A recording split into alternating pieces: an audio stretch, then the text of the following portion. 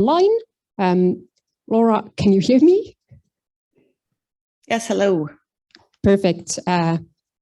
Please go ahead. Okay, thank you so much. Let me just share my screen here. Put on my little timer so I can try and stick to time. Hello, everybody. I'm so sorry that I cannot be there in person. That would have been a lot of fun. It looks like a great group and a great meeting.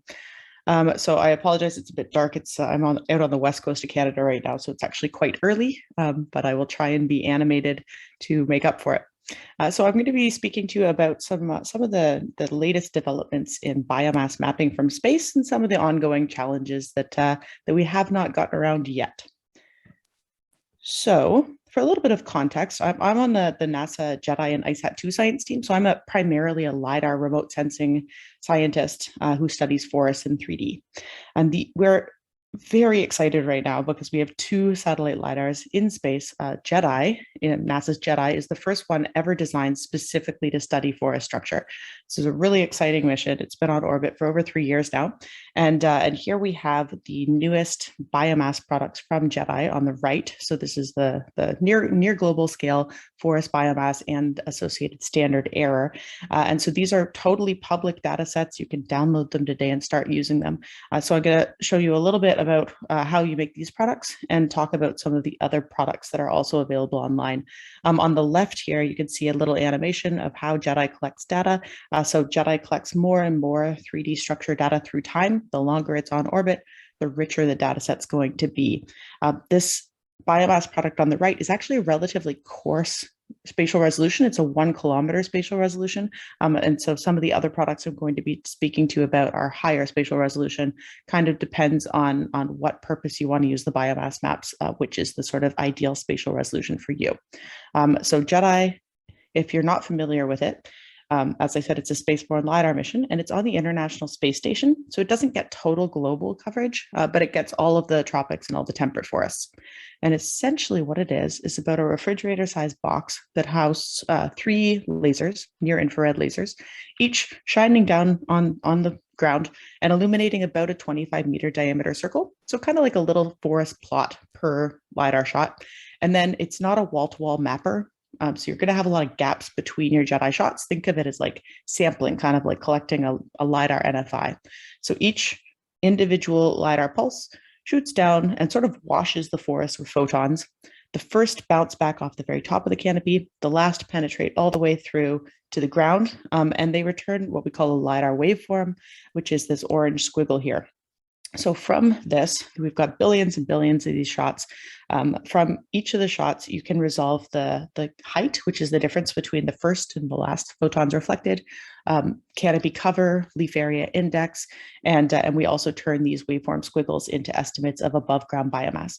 So these are at about a 25-meter, 30-meter spatial resolution. It's per shot, and we have billions and billions of these, over 10 billion of these shots so far. Okay. A few caveats about JEDI. It is not, as I said, a global mapper. So the International Space Station never looks directly down at the North Pole. So for the all-important boreal forests that are heating up faster than anywhere else on the planet, there's a big data gap there. And so while JEDI is amazingly powerful, it doesn't get you the entire picture of the world. Fortunately, we are very, very data rich in the LiDAR community right now, and we have another NASA LiDAR mission called ISAT-2. As you might guess, this is not designed for forest, it's designed for ice, and it is a photon counting LiDAR. So a totally different flavor of LiDAR data, has some strengths in that it's truly global. There's a lot of repeat data, but it tends to saturate in dense tropics. If the forest is too tall, too dense, the LiDAR won't be able to penetrate to the ground. That said, in relatively short, sparse northern forests, such as the boreal, ISAT-2 actually provides really great 3-dimensional data. So this is a new product from our team that fills JEDI's data gap with data in the north. So if you are a boreal scientist, there's a LiDAR biomass map for you as well. And so you can start exploring this here. I'm going to talk a bit about how we are taking all of these different biomass maps from satellite data sources and combining them together. But just from NASA LiDAR, we've got JEDI plus ISAT-2, gives you a global picture of 2020 forest structure, and biomass. Okay. But of course, there are other agencies out there. There are other data streams out there. There are other organizations that are using JEDI and ISAT2 even, and combining them in different ways to make biomass maps. So this is just showing a few of them. But as you might expect, both in the broader scientific community and certainly in the other user communities such as policy, if you say, hey, I would really like a good high quality global biomass map, and the Earth observation community says, great, here's 7 of them. A lot of the users might get totally confused if those 7 don't match in certain critical places. So here, for example, we have from the European Space Agency's CCI biomass program on the left. This is a radar-based map with some LiDAR in there as well. In the middle, you have got the JEDI biomass map that I just talked about. On the right, you have a map from Sasan Sachi's group at JPL that does LiDAR SAR fusion. And because all of the ESA and NASA datasets are totally open, we expect to have more and more people trying to use these datasets in different ways, different algorithms to create different products. So that's great. It's amazing to have all this open dataset, all these biomass products flowing, coming online. It's not so great if they don't match and they're just confusing everybody. And maybe, for example, policy communities might just not use any of the EO biomass products because they don't know which one to use. They don't know which one to trust. So we are working with the Committee on Earth Observation Satellites, CEOS, to do a biomass harmonization activity where we in the EO community are trying to take some responsibility and make sense of these products so that we can make recommendations of which ones to use in different for different user groups so that users don't have to do all of this intercomparison validation work themselves. So this is a relatively new activity. And right now, we're considering any biomass product that's representative of about 2020 conditions that is at least continental in scale, and that is an open data set. So those are 5 biomass products in blue that are highlighted there. There are, of course, some other older biomass products that are in white that we are not considering for this biomass harmonization activity. If you have another biomass map you want us to consider and it's open and it's roughly 2020, then feel free to get in touch and we'd be happy to include it. One of the first things that we did was try to at least just get all these biomass products in the same place, visualized in a similar way. So we've launched a new biomass dashboard. This is through the NASA ESA multi-mission algorithm and analysis platform, which is kind of an open science tool we use. So I'll just give you, if you can go to this website and start exploring these, but this is how we are kind of working together to look at some of these, but also working with our broader user communities in different countries. So here on the products tab, you can see the different products that we're considering at this point. We're also partnering with different countries. This biomass harmonization activity is really focused on trying to get these maps used for policy reporting. And so to do that, of course, we have to partner with countries so that we understand what the country's user needs are, and we can kind of co-develop it. So this is just zooming into an area in the Congo Basin to show you what the dashboard looks like. So again, this is just a website, and you can flick on and off the different biomass layers. And if you go to any of the specific product pages, you can see the uncertainties as well. So here right away between the NASA JPL product and the CCI biomass product and a UK-based NCEO Africa product, you can see some discrepancies right away. So just to get a sense of what the products are giving you, especially for an area you might be quite familiar with, this is a useful website. So feel free to explore that. I do want to clarify, every time I talk about biomass harmonization, people are like, okay, great, so you're going to make one map that we should use. I'm like, well, no, because different maps are useful for different purposes, right? So like a climate modeling group might want to use a totally different map than a policy application focused at a national level. We don't want to discount any of the specific strengths of the products that so many users, so many groups have put so much effort into making. So we're not trying to make a new map to rule them all. Instead, we're trying to design a framework that helps facilitate the uptake of the maps and the selection of which maps or which map or maps make sense for a policy community. Right now, the biggest challenges are actually harmonization of uncertainties of maps. So if we have a few different maps that are working comparably in some part of the world, but the uncertainties are reported in totally different ways. That is a bigger challenge than just harmonization of the maps themselves. And also, in order to make recommendations of which map to use, we have to know which map is working well where. And there are many places in the world where we don't have any reference data at all. And I'm sure at this meeting, you've heard a lot about the importance of reference data. This is a very big ongoing challenge for our community. We're also mostly EO scientists, researchers, and so we're trying to work with countries sort of more in the policy domain, and understanding those reporting needs has been a bit of a hurdle for us as well, but we're making good progress there, I think.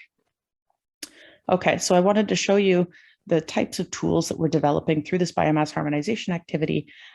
This is a glimpse into the ESA-NASA MAP platform, which is this open science tool we're using. Uses popular things like Git repositories and Jupyter notebooks.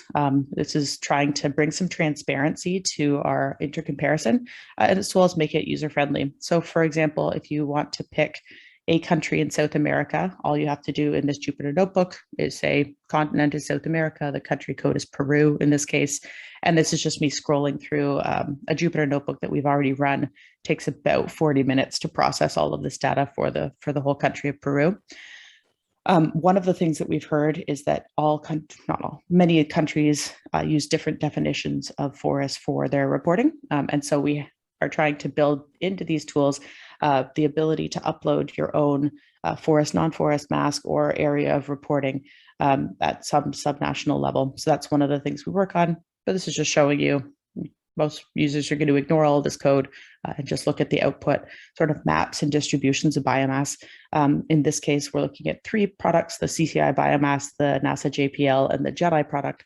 And you can see JEDI is mapping outside of forests. So it's mapping the whole country, not just like the forest part. And so the mean biomass from JEDI is always going to be much lower than the mean from the other products because you're mapping non-forest biomass as well. And so at the very end of these notebooks, we have the total estimated biomass for each of these products. And I'm just pulling it out on a separate slide here. So you can see that the means are actually much lower for JEDI. JEDI is at the bottom here. But if you look at the totals, there are large discrepancies between these products. We're looking at about 26 petagrams from the CCI biomass, as compared to from the NASA products, somewhere in the 16 to kind of 18, 19 range. So JEDI's mean is going to be lower, but when you add it all up, it's more comparable to the other products. Okay, so this is a tool for comparing the products at a national level, but what do we do when they don't match? So we're trying to, on the EO side, as I said, make sense of why there are discrepancies between these products. They are different. They use different algorithms. They have different spatial resolutions. They have different input data sets. It does make sense that they are a bit different. But if you see large discrepancies, we need to understand which product is better where. So we're working on a big intercomparison right now, looking at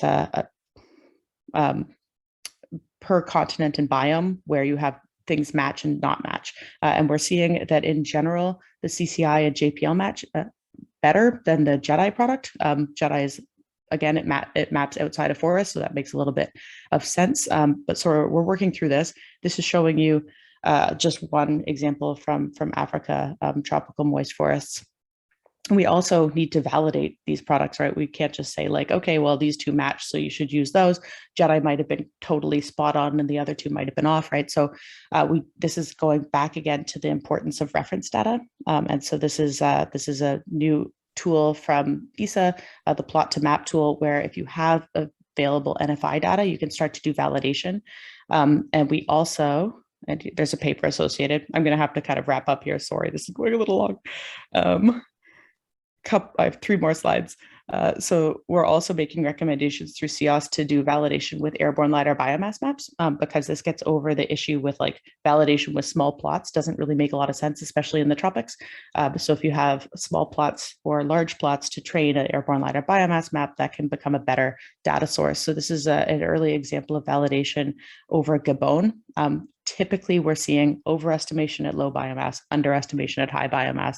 That's pretty consistent, and we're trying to resolve that.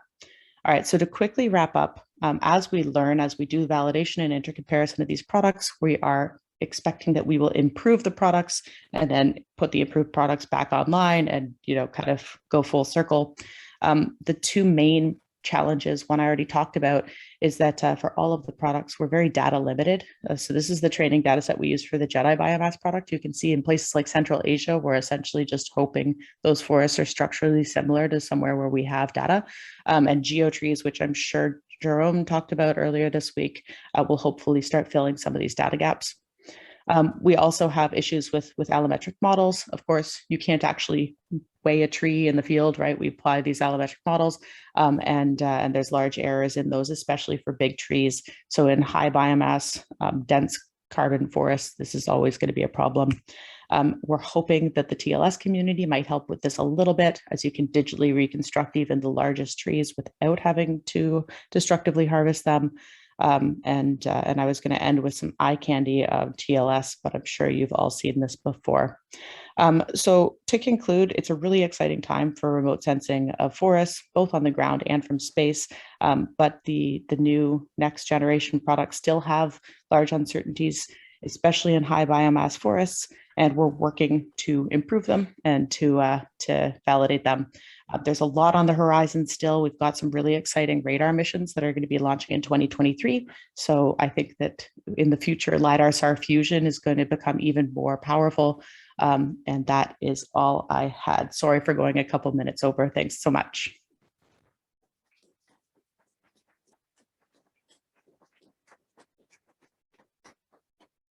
Thank you so much, Laura. That was really, really interesting and exciting data and work that you've been doing. And as with the previous sessions, we're going to have the questions after the three presentations.